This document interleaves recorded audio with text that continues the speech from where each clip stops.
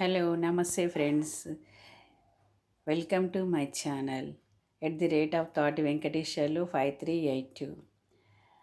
ఈరోజు మీకు ఒక రెసిపీ చూపించబోతున్నానండి. ఏంటంటే అది రొయ్యల పులుసు. జనరల్గా అందరూ పచ్చి రొయ్యలు ప్రిఫర్ చేస్తారు కదా, ఇవి ఎండిన రొయ్యలతో చేసే పులుసు అండి. పులుసు చాలా బాగుంటుంది.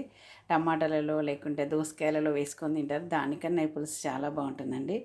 ముందు ఏం చేయాలి అంటే ఒక ప్యాన్ తీసుకోండి. ఓకే, నెక్స్ట్ ఇప్పుడు కడాయి ఆన్ చేసేసుకోండి. స్టవ్ ఆన్ చేసామండి. స్టవ్ ఆన్ చేసేసాక ఇందులో కొంచెం హీట్ అయ్యాక వీటిని ఫస్ట్ కొంచెం వేయించాలండి.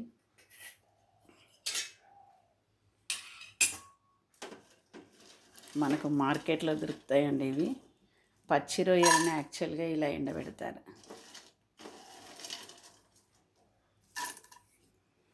ఓకే, చూడండి ఫ్రెండ్స్, దీన్ని కొంచెం లైట్గా వేయించాలండి. ఇవి వేయించేప్పుడు ఒక టైపు స్మెల్ వస్తుంది. ఓకే, కొంతమంది స్మెల్కే ఇష్టపడరు, కానీ ఇది ఎందుకు వేయించుతున్నామంటే మనం డైరెక్ట్ అలా వేసామనుకోండి, ఇవి ఎండలో పెడతారు. నెక్స్ట్ ఎక్కడెక్కడ ఎండ పెడతారో తెలియదు కదా, దాని మీద డస్ట్ అనేది ఉంటుందండి. ఆ డస్ట్ అంతా రిమూవ్ అయిపోతుంది. వేయించాక వీటిని ఏం చేయాలంటే వాటర్లో వేసుకోవాలి. కొంతసేపు వాటర్లో వేసుకున్న తర్వాత కొంచెం ఏమంటే అవి ముందు ముక్కులు తోకలు అవి ఉంటాయి కదండి, అవన్నీ తీసేయాలి, రిమూవ్ చేయాలి. రిమూవ్ చేసేసి కొంచెం సేపు వాటర్లో నానబెడితే దాంట్లో ఉన్న డస్ట్ అంతా పోతుంది. ఓకే, డస్ట్ అంతా పోయాక అప్పుడు నెక్స్ట్ వీటిని మళ్ళీ మనం మంచిగా సూప్ చేసుకోవాలండి. చిక్కగా సూప్ చేసామనుకోండి, దీనికోసము కొంచెం ఒక 50 గ్రామ్స్ చింతపండు తీసుకొని ఒక హాఫ్ అన్ అవర్ ముందు నానబెట్టుకోవాలండి. హాఫ్ అన్ అవర్ ముందు నానబెట్టాక నెక్స్ట్ దాన్ని పులుసు తీయాలి. ఎగ్జాంపుల్ మీకు చూపిస్తున్నాను చూడండి, ఇలా పులుసు తీయాలండి. ఓకే, చిక్కగా చాలా చిక్కగా తీయాలి పులుసు. ఇది తీసి పెట్టానండి. నెక్స్ట్ ఇప్పుడు ఇవి వేయించడం అయిపోయాక కొంచెం సేపు వాటర్లో నానబెట్టుకోవాలండి. వాటర్లో వేసాం కదండి. ఇప్పుడు పొయ్యి మీద ఒక గిన్నె పెట్టుకొని నెక్స్ట్ ఒక 2 టేబుల్ స్పూన్ ఆయిల్ వేసుకోవాలండి. ఇందులో ముందు రొయ్యలు వేయించాం కదండి, వేయించాక కొంచెం తోకలు ఈకలు అవన్నీ తీసేయాలి. తీసేసి కొంచెం వాటర్లో మనం 2 సార్లు ఇట్లా కడిగినట్టు చేస్తే దానిలో ఉన్న డస్ట్ అంతా అవుతుందండి. ఇప్పుడు చూపిస్తున్నాను చూడండి, ఇలా అయిపోతుంది. ఓకే, ఇప్పుడు కొంచెం నూనె 2 టేబుల్ స్పూన్ నూనె పోసానండి. గిన్నె వేడైంది. ఓకే, కొంచెం హై మంటలో పెట్టుకోండి ఫస్ట్.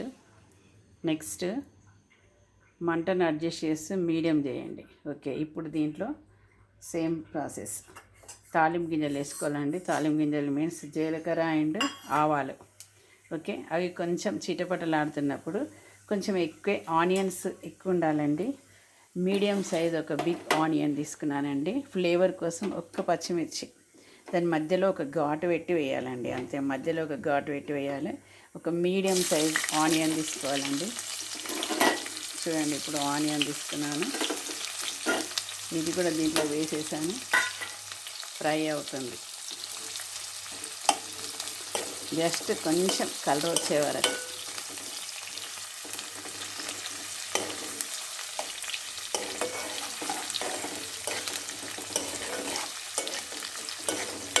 మనకి ఎంత కలర్ వస్తే అంత స్పైసీగా పులుసు అనేది రెడీ అవుతుందండి. ఈ ఆనియన్స్ అనేవి పచ్చిగా ఉంటే ఆ పులుసు అనేది చిక్కగా కాదు.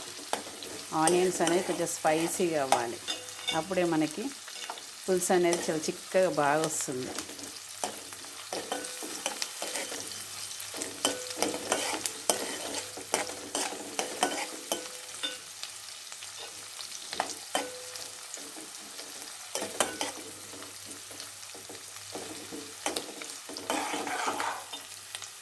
చూడండి, నెక్స్ట్ కొంచెం పసుపు వేసుకోవాలండి.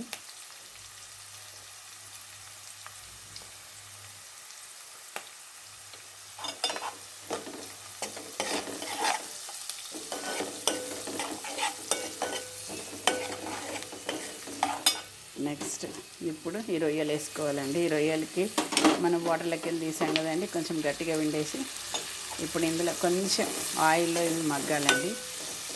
కొంచెం ఆయిల్లో కొంచెం సేపు ఇలాగే కలుపుతూ ఉండాలి. ఓకే, ఆనియన్స్ ప్లస్ రొయ్యలు ఇలా కొంచెం సేపు మగ్గాలి.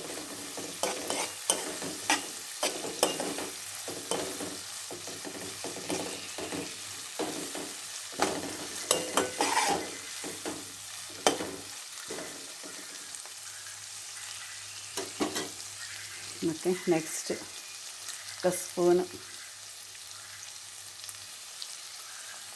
చిల్లీ పౌడర్ వేస్తున్నానండి. ఓకే, కొంచెం పులుసులో కొంచెం స్పైసీగా ఉంటేనే బాగుంటుందండి. ఓకే,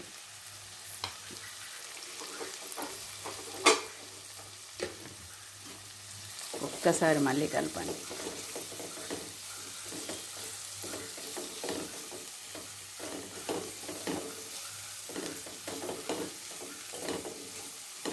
ఓకే అండి, ఇప్పుడు ఆల్రెడీ నేను ఒక 50 గ్రామ్స్ చింతపండుని ఒక హాఫ్ అన్ అవర్ బిఫోరే నేను బాగా నానబెట్టి దానిలోకి వెళ్ళి గుజ్జు తీసానండి. చూపిస్తున్నాను అండి. ఈ గుజ్జుని ఇప్పుడు ఇందులో పోస్తున్నానండి.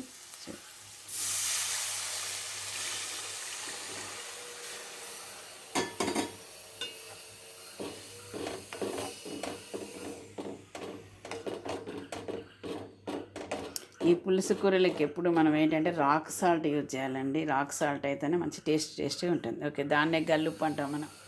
ఓకే, గల్లుప్పును కొంచెం ఉప్పు వేసుకోవాలండి. తర్వాత మెయిన్ ఇంగ్రీడియంట్స్ ఏంటంటే ఒక హాఫ్ స్పూను నెక్స్ట్ మెంతులు, హాఫ్ స్పూన్ జీలకర్ర తీసుకొని దాన్ని మిక్సీలో వేసుకొని, అంతా హాఫ్ స్పూన్ అంటే మిక్సీలో అవ్వకపోవచ్చండి. మనకి చిన్న ఈ రోళ్ళు ఉంటాయి కదండి, అందులో మిక్సీ వేసుకొని ఆ పౌడర్ కంపల్సరీ వేయాలండి. నేను ఎప్పుడైనా కూడా పులుసు కూరలకి ముందే బిఫోరే అన్నీ చేసి పెట్టుకుంటానండి, అదే వేస్తాను. దానివల్ల ఏంటంటే మనకి స్పైసీగా ఒకలాంటి టేస్ట్ వచ్చేస్తుంది. ఓకే, నెక్స్ట్ కొంచెం ఒక 3-4 రిక్కలు కరివేపాకు వేసుకోవాలండి. అది మీ ఇష్టం. ఓకే, నేనైతే వేస్తున్నాను. ఇంకా పులుసు మరిగేటప్పుడు మాత్రమే మనము కొంచెం కొత్తిమీర వేసుకోవాలండి. తర్వాత రాక్ సాల్ట్. ఓకే, ఇప్పుడు పులుసు కొంచెం హై ఫ్లేమ్లో పెట్టండి. తర్వాత కొంచెం ఒక 5 మినిట్స్ తర్వాత మీడియం ఫ్లేమ్లో పెట్టండి. బాయిల్ అవుతున్నప్పుడు మళ్ళీ తర్వాత చూపిస్తానండి. 10 మినిట్స్ తర్వాత చూడండి ఎంత బాగా దగ్గరికి వచ్చేసేసింది. అంతేనండి. ఇంకా దీంట్లో ఇప్పుడు లాస్ట్ ఏంటంటే కొంచెం మనము కొత్తిమీర వేసుకోవాలండి. ఓకే, మనం జీలకర్ర మెంతుల పౌడర్ వేసాం కదండి, ఆ పౌడర్తో చాలా మంచి టేస్ట్ వస్తుందండి. ఓకే, ఒకసారి మీరు కూడా ఇలాగే ట్రై చేయండి. వేడిగా రొయ్యల పులుసు రెడీ అయిపోయిందండి.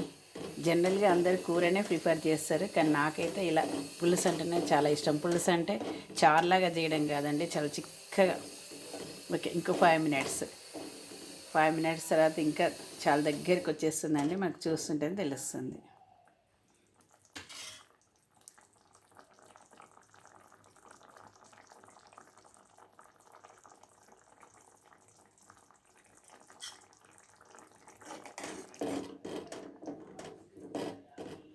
ఓకే ఫ్రెండ్స్, ఇప్పుడు రైస్లోకి కమ్మగా ఉండే రొయ్యల పులుసు ఎంతో బాగా టేస్ట్ ఉంటుందండి.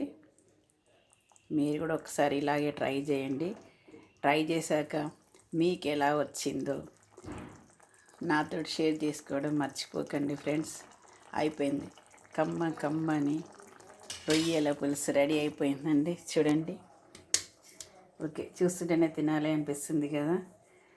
చాలా స్పైసీగా బాగుందండి.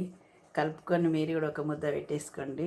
Okay, like and subscribe my channel అండి. మీ లైక్ వల్ల ఎన్నో ఇన్స్పిరేషన్ అవుతుందండి. అందుకోసం కంపల్సరీ ఒకసారి మీరు కూడా ఇలాగే ట్రై చేయండి ఫ్రెండ్. Thank you.